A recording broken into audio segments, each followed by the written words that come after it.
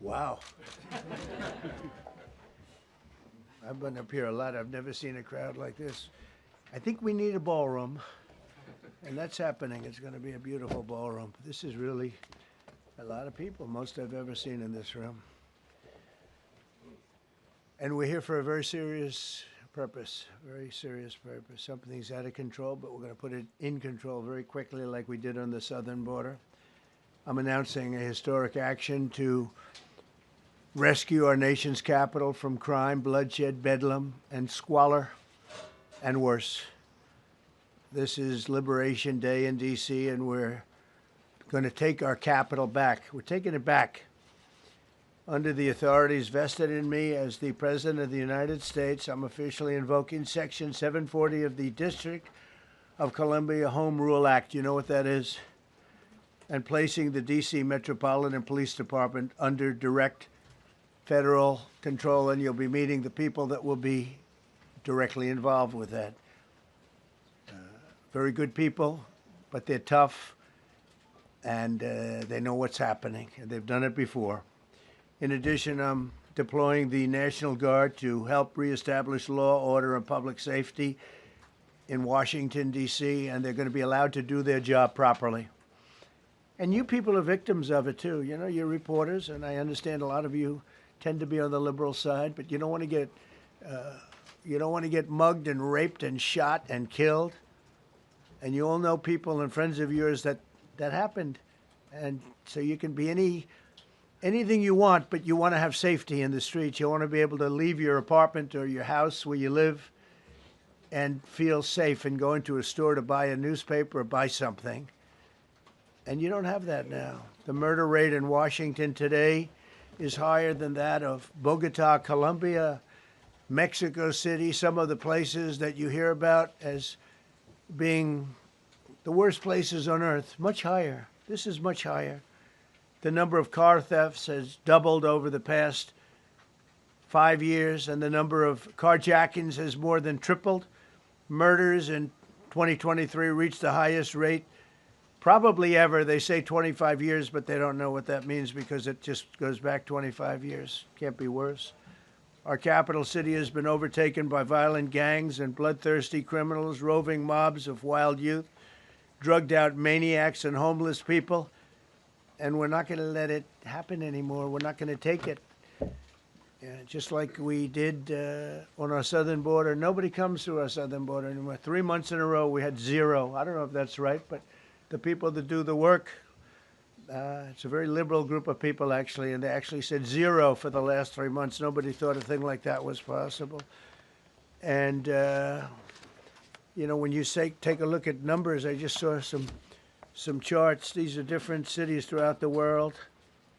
Red is, okay, the red is a place called Washington, D.C. Look at these. Baghdad we doubled up on Baghdad. Panama City, Brasilia, San Jose, Costa Rica, Bogota, Colombia, heavy drugs. Mexico City, I mentioned, Lima, Peru, all double and triple what they are. So do you want to live in places like that? I don't think so. I don't think so. And I think the people in this room, if you wrote correctly, you'd see, look at the kind of numbers we have. D.C., 41 per 100,000, number one that we can find anywhere in the world. Other cities are pretty bad, but they're not as bad as that. That where you want to live? The reporters of the world? Juvenile offenders and crimes against persons, as they say. It's getting worse. Not getting better, it's getting worse. And we had a recent indication. There was a story about a man who was just left. He quit because he was asked to do phony numbers on crime. And we're going to look into that. I think Pam is going to be looking into that. But he was asked by the city, I guess, that we don't want to show the real numbers. Let me do numbers so it looks like it's going down. Not going down. And under Biden, it was a disaster. And nobody did anything about it. We're going to do things about it like you wouldn't believe. Every American has a constitutional right to be able to access and petition their government in safety, and countless federal officials and employees likewise have the right to carry out their jobs in peace without being shot. As you know, I lost a very good person a while ago, was shot waiting for his wife. He was in the car. They robbed his car. They shot him. They killed him like it was nothing to it. She was walking to the car. It's a horror show. This issue directly impacts the functioning of the federal government and is a threat to America, really. It's a threat to our country. We have other cities also that are bad, very bad. You look at Chicago, how bad it is. You look at Los Angeles, how bad it is. We have other cities that are very bad. New York has a problem. And then you have, of course, Baltimore and Oakland. We don't even mention that anymore. They're so far gone. We're not going to let it happen. We're not going to lose our cities over this. And this will go further. We're starting very strongly with D.C., and we're going to clean it up real quick, very quickly, as they say. Days ago, a former member of the DOJ staff was savagely beaten by a band of roving thugs after defending a young woman from an attempted carjacking. He was left dripping in blood. He thought he was dead, with a broken nose and concussion. Can't believe that he's alive. He can't believe it.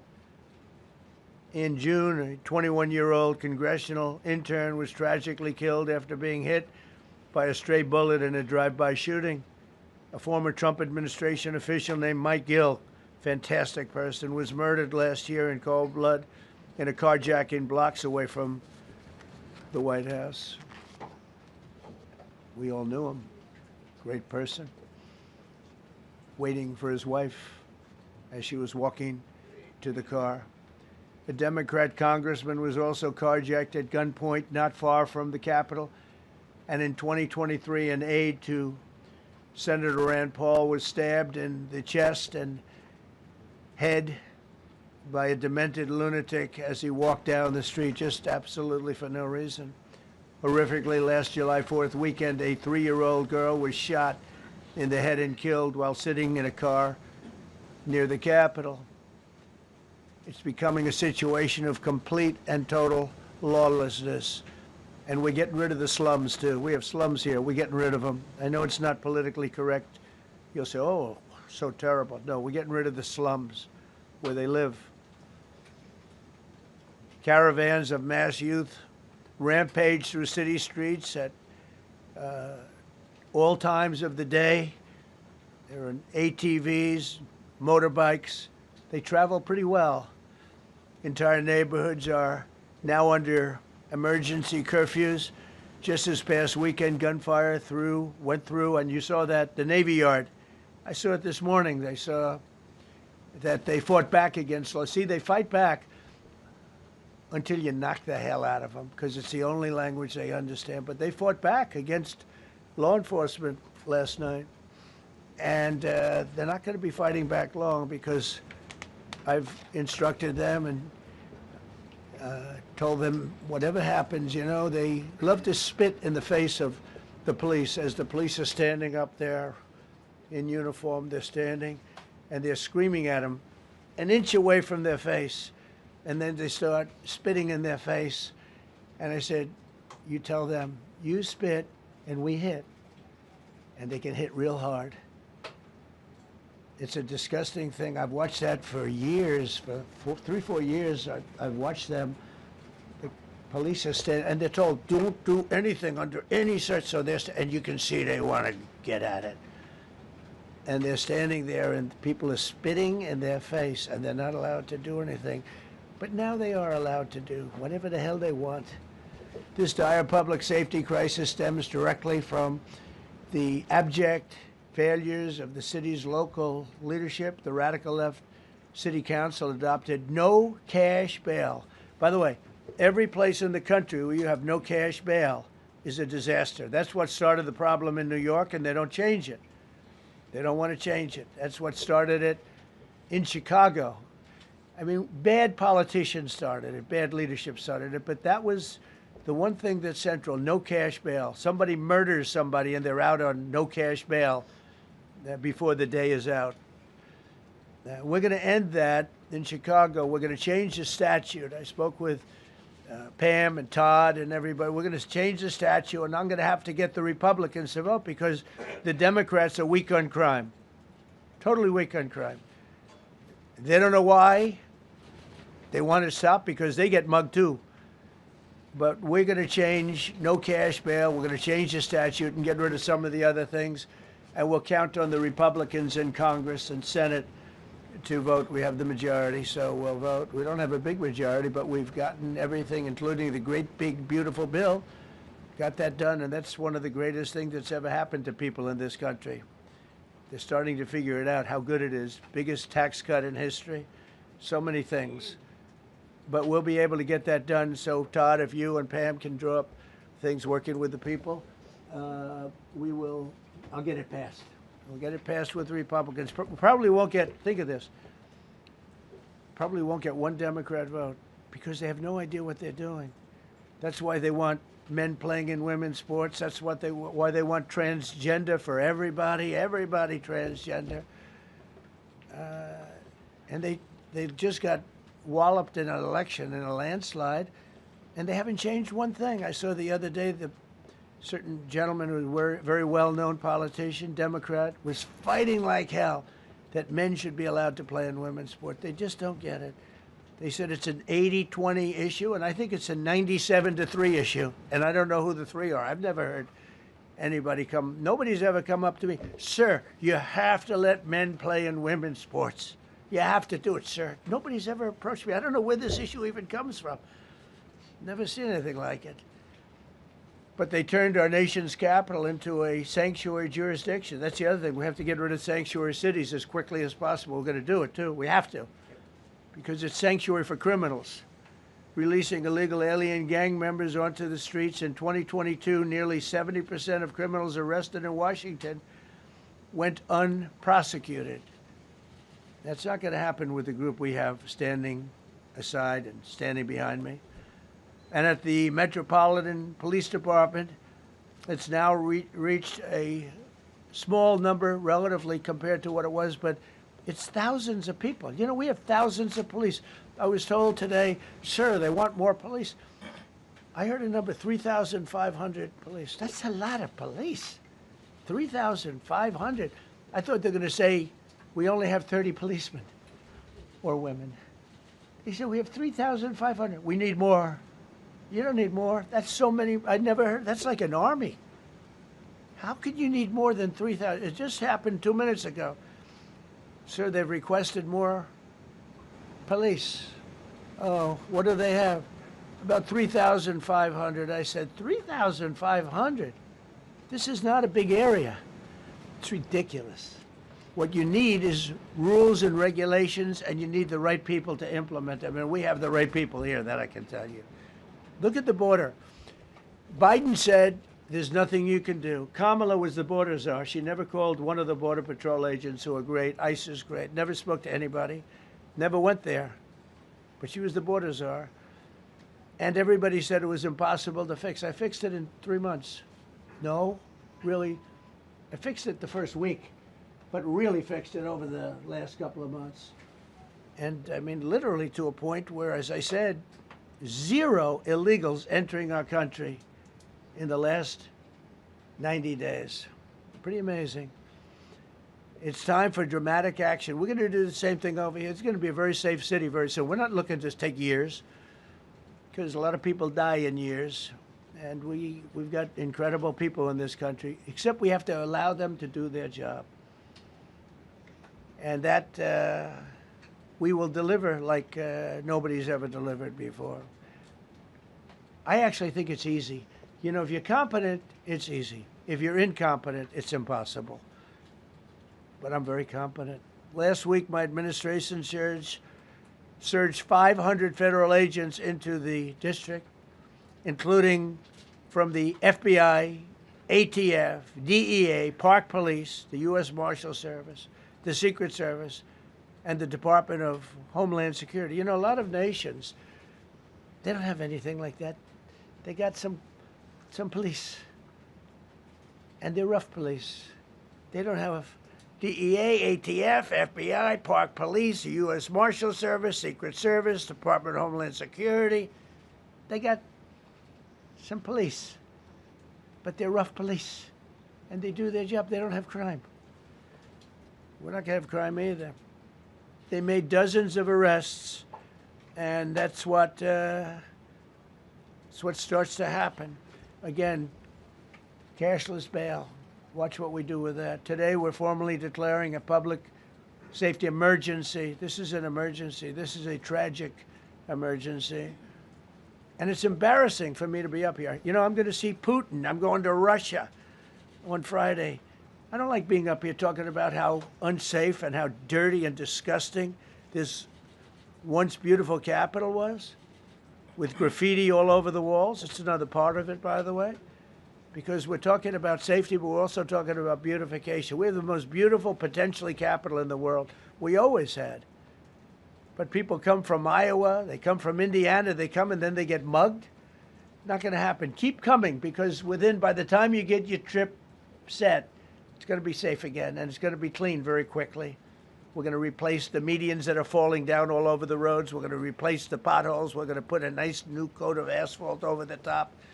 No, we don't have to rip the road out and spend 7 years building a new road because they cut everything. Because some designers said, well, we need a 1/4 of an inch more turn for safety reasons. No, we're going to do it right. We're going to get it done quickly.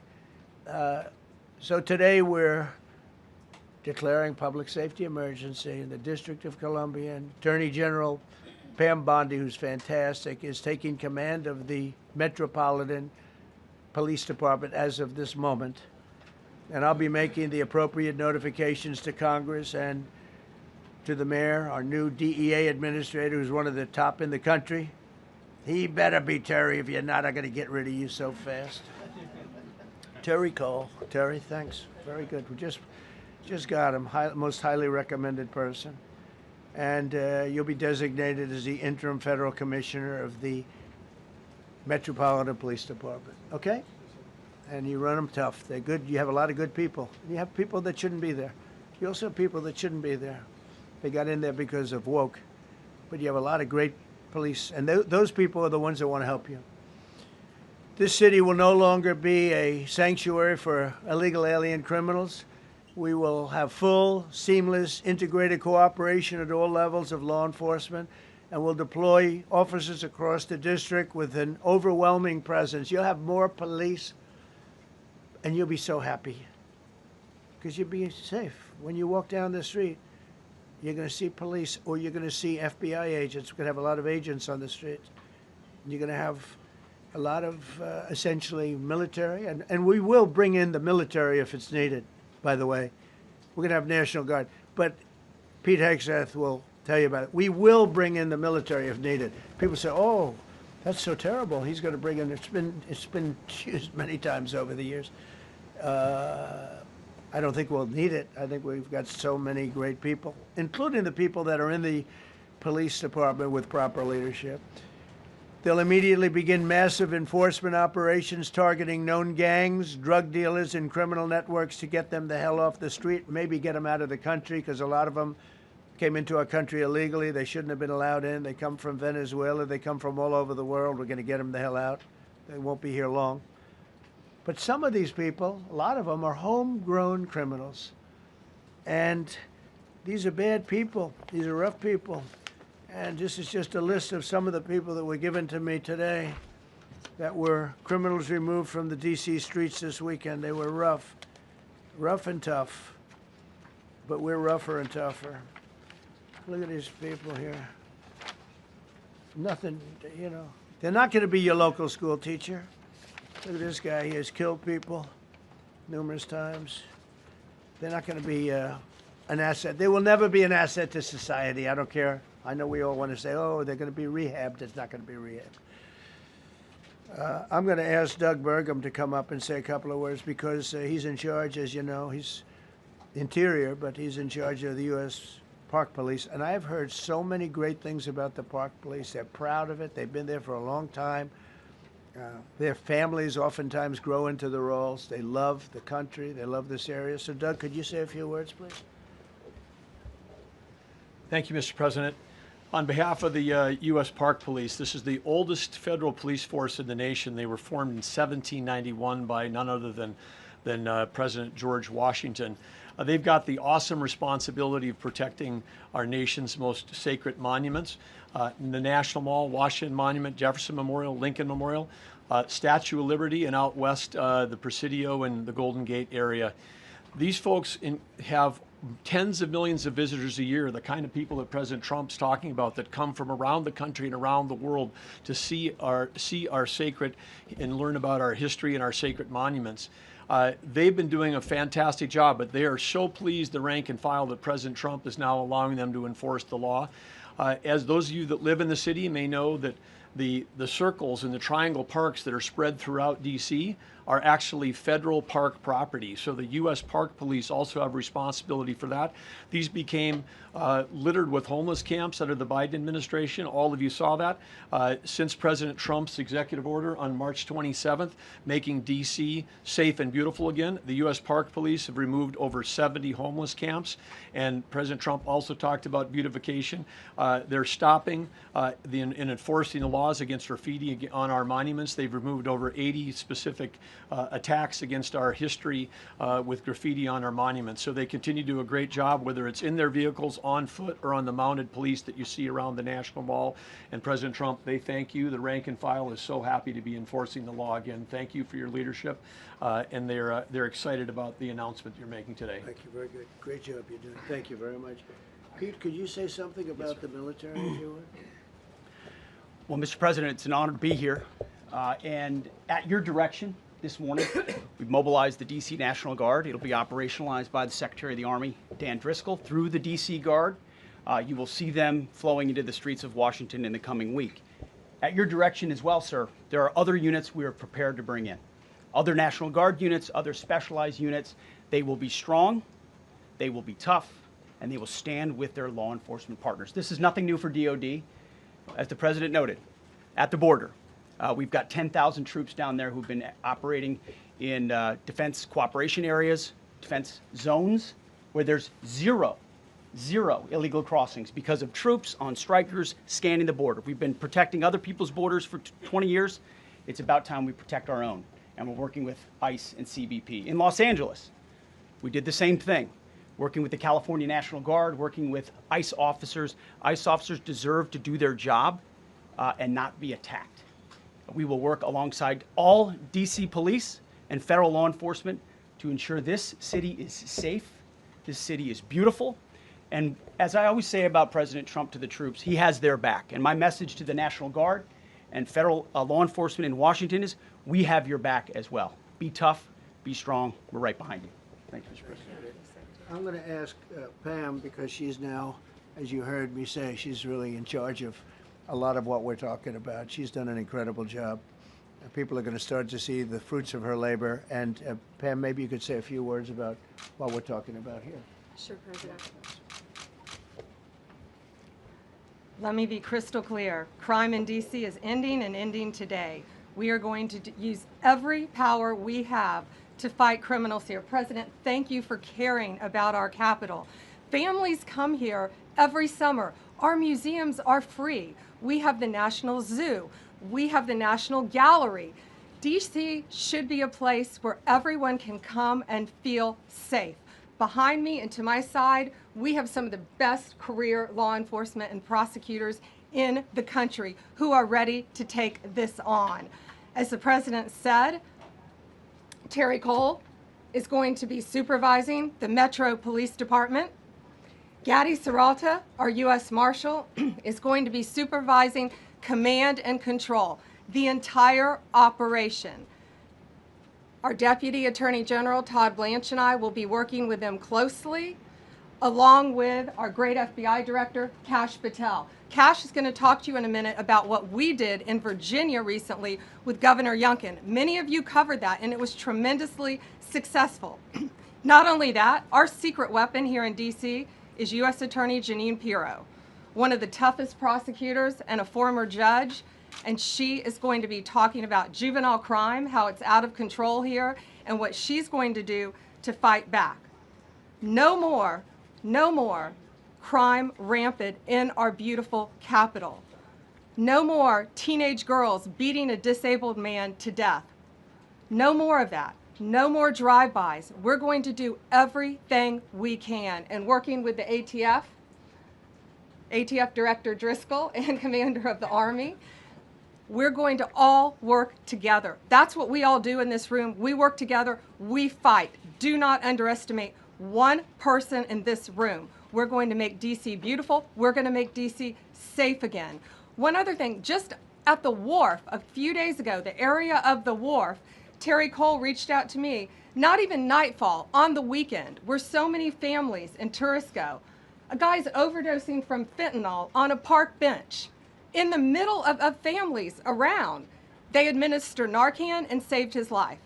No more of that. The President of the United States is going to clean up DC, and we're going to be there to help him, and we're going to be successful. Thank you. Thank you, Pam. Cash, talk about Northern Virginia, if you would. Northern Virginia, we had a big success. Thank you, Mr. President. Thank you, Attorney General Bondi, for your leadership, Deputy Attorney General, and the rest of our interagency partners. Mr. President, the following is what happens when you let good cops be cops, and I just want to highlight that before I get into Northern Virginia. This year alone, under President Trump's administration, we've had over 4,000 child victims identified and found. That's a 33% increase from the same time period last year. 33% increase. We've had a seizure of 1,500 kilograms of fentanyl up to this date. That is a 25% increase since the same time period last year. And just to put it in perspective, 1,500 kilograms of fentanyl is enough to kill 115 million Americans. 115 million Americans. Cops are getting after it.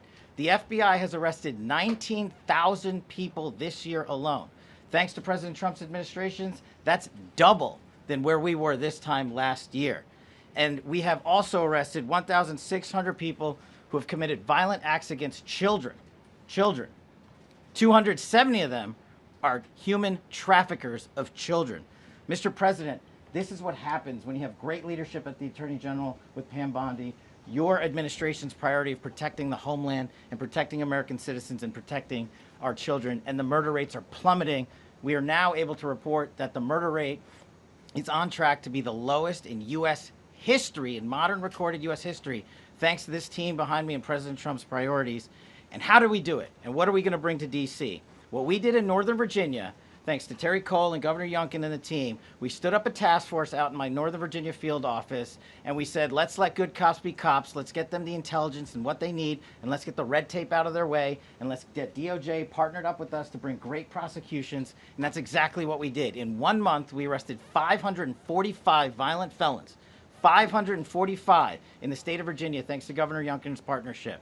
And that simplicity in law enforcement is what's coming to Washington, D.C. When you let good cops be cops, when you give them the intel they need, when you work with our Homeland Security Task Force, when you work with Terry and Gaddy and I go way back to Miami, these guys are great leaders of the respective departments and law enforcement capacities. And when you have the DOJ and President Trump driving behind this mission, we are going to clean up Washington, D.C., and we're going to do it the right way, the lawful way, and we're going to make sure Washington, D.C. is safe again. Thank you, Mr. President. Thank you, Attorney General. Thank you very much.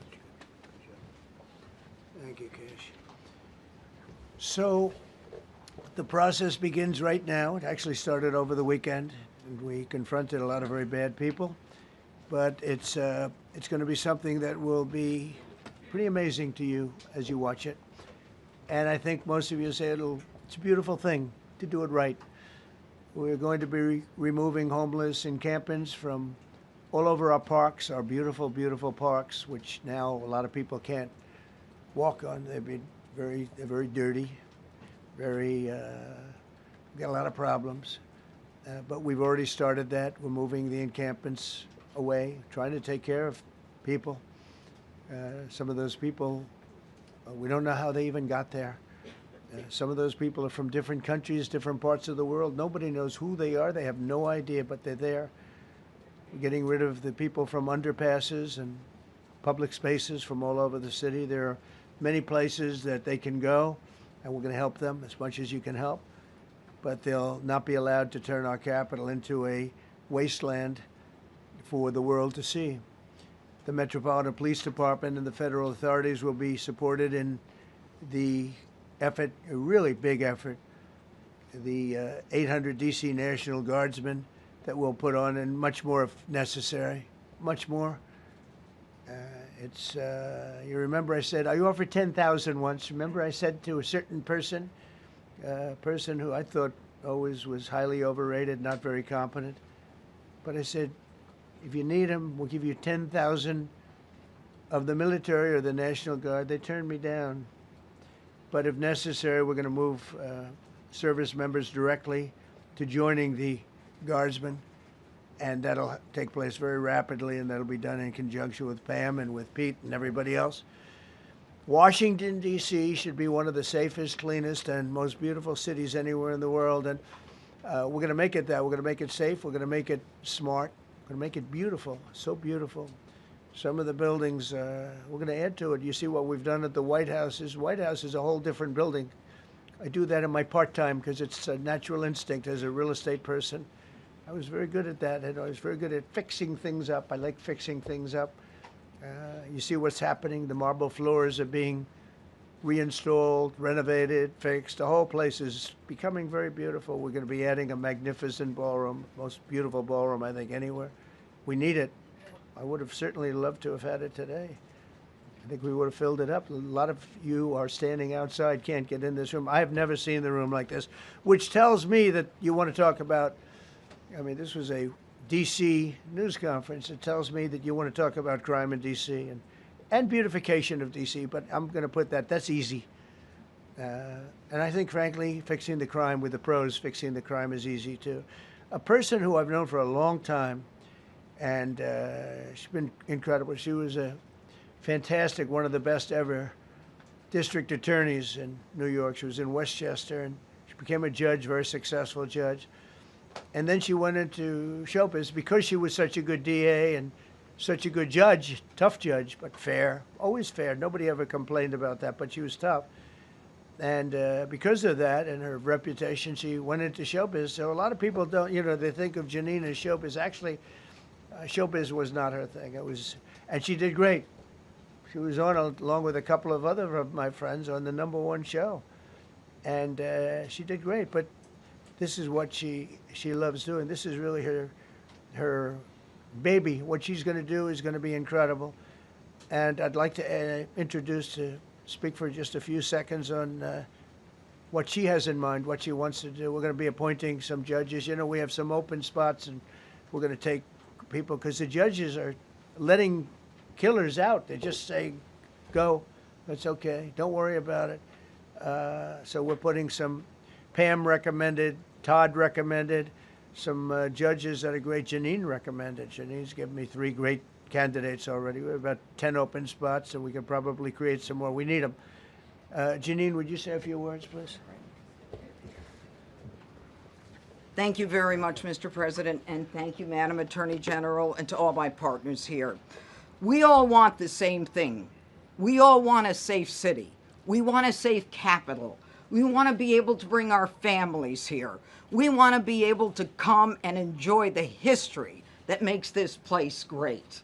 And unfortunately, we are not in that position right now. And Mr. President, I want to thank you for taking the step that we need right now to make criminals understand that they are not going to get away with it anymore. And I'm not going to stand here and go over and over the cases. But what I can tell you is this. I see too much violent crime being committed by young punks who think that they can get together in gangs and crews and beat the hell out of you or anyone else. They don't care where they are. They can be in DuPont Circle, but they know that we can't touch them. Why? Because the laws are weak. I can't touch you if you're 14, 15, 16, 17 years old and you have a gun. I convict someone of shooting another person with an illegal gun on a public bus in the chest, intent to kill. I convict him. And you know what the judge gives him? Probation. Says you should go to college. We need to go after the DC Council and their absurd laws. We need to get rid of this concept of, no cash bail. We need to recognize that the people who matter are the law-abiding citizens, and it starts today But it's not going to end today, because the president is going to do everything we need to do to make sure that these emboldened criminals understand we see you, we're watching you, and we're going to change the law to catch you. And my final note is this. These kids understand that the jurisdiction is through the state attorney general, Brian Schwab. I did a poster of the young man from Doge who was beaten bloody with a severe concussion, a broken nose. And then I did a poster of what happens to those kids, because I can't arrest them, I can't prosecute them. They go to family court and they get to do yoga and arts and crafts. Enough. It changes today. Thank you, Mr. President. Thank you, Jim. You're welcome. Great job. Thank you. If I could, I just signed some executive orders. I'd like to have Will please come up, and we'll let the people know what we signed. Do you want to put them down? Yes, sir. Go ahead. A short while ago in the Oval Office, President Trump signed 2 crucial executive actions to deal with the emergency crime conditions we currently face in the District of Columbia. The first of these was an executive order, as President Trump said before, invoking his powers under Section 40 of the Home Rule Act to take federal control of the D.C. Metropolitan Police Department. Along with that executive order, President Trump signed the statutorily required notification letters to Mayor Bowser and to the relevant House and Senate committee leaders. The second major executive action that President Trump signed was a presidential memorandum directing the Secretary of Defense to utilize the National Guard to address the conditions we see on our streets here in D.C. It also authorized the Secretary of Defense to work with state governors to utilize their National Guard units if necessary as well. These are bold, decisive steps intended to combat the out-of-control crime conditions we've seen on D.C.'s streets for far too long, and I, for one, am deeply proud to be part of an administration that's finally coming to terms with these issues, sir. Thank you very much. Sir. Thank you. So, just to conclude, Washington, D.C. should be one of the safest, cleanest, most beautiful places anywhere in the world. It was years ago. We had one problem that was a pretty big problem. The radical left got out of control and they started trying to rip down statues. And I said, let's go pass a law real fast. We're going to do it real fast. But we were blocked by the Democrats, who do not want safety. Nobody gets it. I don't get it. They don't get it because they can't get votes. I don't know how they can win an election with this, but they don't want safety. And I found an old statute, very old, early 1900s, that said if you so much as touch or even think about destroying a statue or a monument in Washington, D.C., you go to jail for 10 years with no probation, no anything. In other words, slightly different than we have today. Today we have cashless bail. There you get jailed 10 years. No curtailed sentence, 10 years. And we took it out. Nobody used it. It was never used because, you know, it's harsh.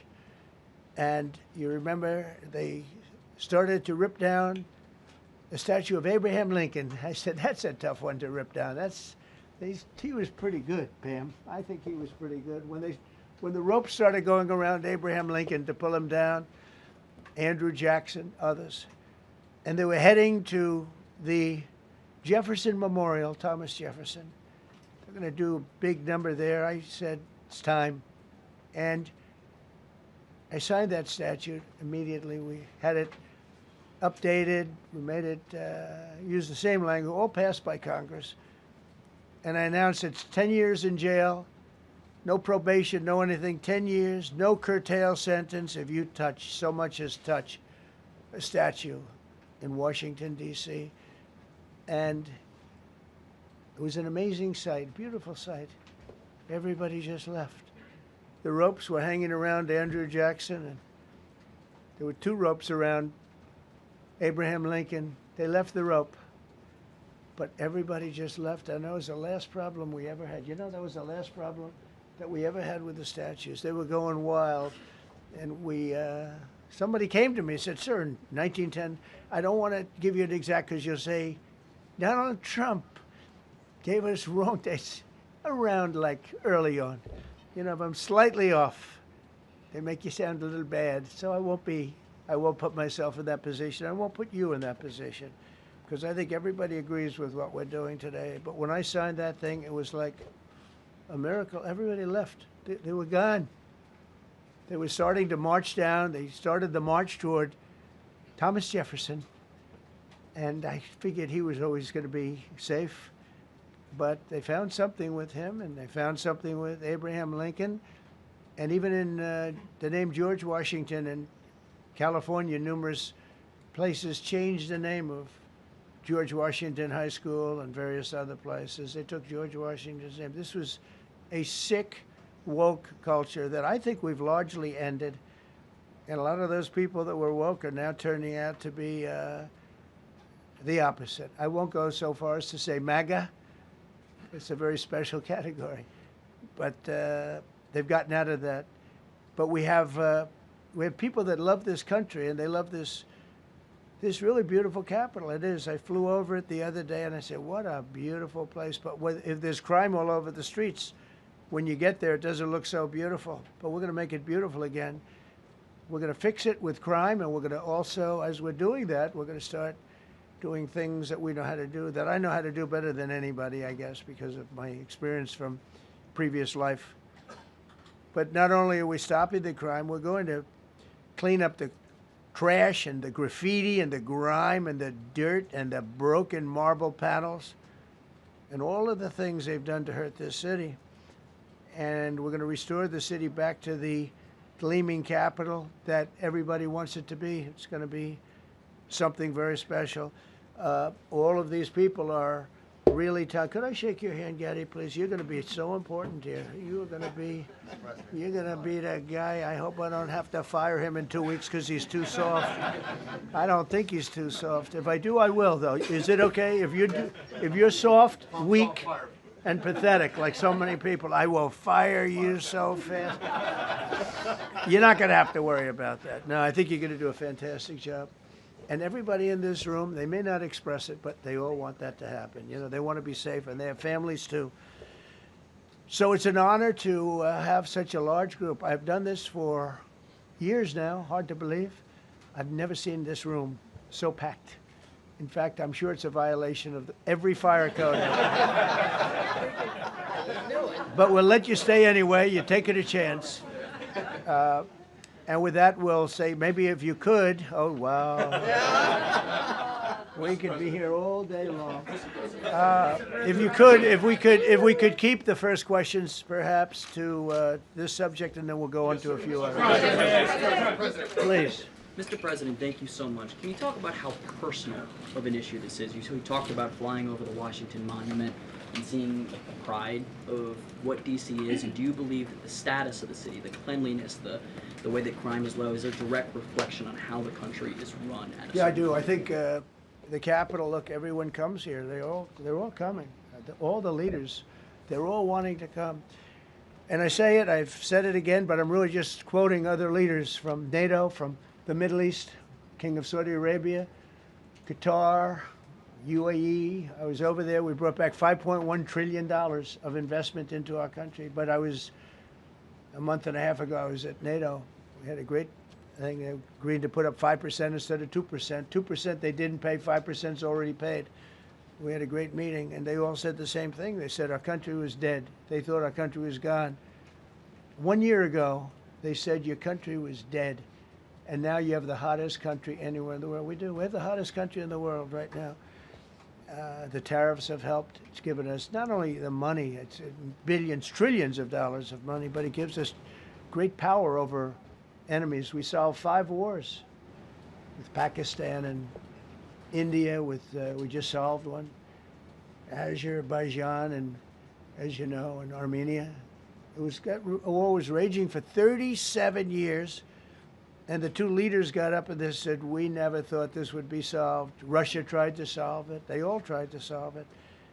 It was a very tough situation, but we got it done. And I said to the 2 men, I said, are you guys friends? And they had a hard time. You know, they've been killing each other for 37 years, right? One was there 5 years, one was there for 22 years. He said, my whole life I've been fighting this war.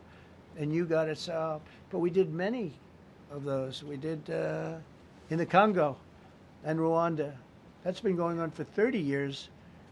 8 to 9 million people killed that they know of, but it was raging, and we got that solved. We got a lot of them done. It's a great honor. But you want to have, when they come, the leaders come to our country to sign documents that the war is over or whatever, or for other reasons. They come for trade. And you want them to come through so beautifully. You ride down those roads, everything should be perfect. You shouldn't have medians falling down into the roadway. Median, you know, the metal things that are always, somebody had a great lobbyist, because I've never seen them look good. I've been looking at those things with the little, right? They're always broken and bad, but here they're really bad. And we're going to either put new or fix it, and it's not expensive. It's not really expensive. We're going to fix our roads a little bit. We're going to clean up our sidewalks. You have countries where every Saturday the people go out and they wash their sidewalks in front of their stores or their houses. They scrub their sidewalks. So we aren't quite at that level yet, I don't think, Gaddy. We're not quite there yet, but maybe we will. They go out and they scrub. I think it's so beautiful to hear that and to see those stories. But we're going to make it clean. But just to finish with your question, it's a very, very strong reflection of our country. And when they see a bad city, you know, my father always used to tell me, I had a wonderful father, very smart, and he used to say, son, when you walk into a restaurant and you see a dirty front door, don't go in, because if the front door is dirty, the kitchen's dirty also. Same thing with the Capitol. If our Capitol's dirty, our whole country is dirty, and they don't respect us. So it's a very good question, actually. Mr. President, sorry. Question for you on the specific issue. Do you expect more cities to follow DC's path if this goes through? So the idea is that Chicago, LA, San Francisco, would they expect similar action what we've seen in DC? And the other question, sir, there is reporting that the administration is going to reclassify marijuana. Would that send mixed messages that if marijuana is okay, some drugs are okay, but we're trying to clean up crime? How do they go hand in hand? We're only looking at that. That's early, but you know, somebody reported it, which is fine. We're looking at it. Some people like it. Some people hate it. Some people hate the whole concept of marijuana, because if it does bad for the children, it does bad for people that are older than children. But we're looking at reclassification, and we'll make a determination over the next, I would say, over the next few weeks.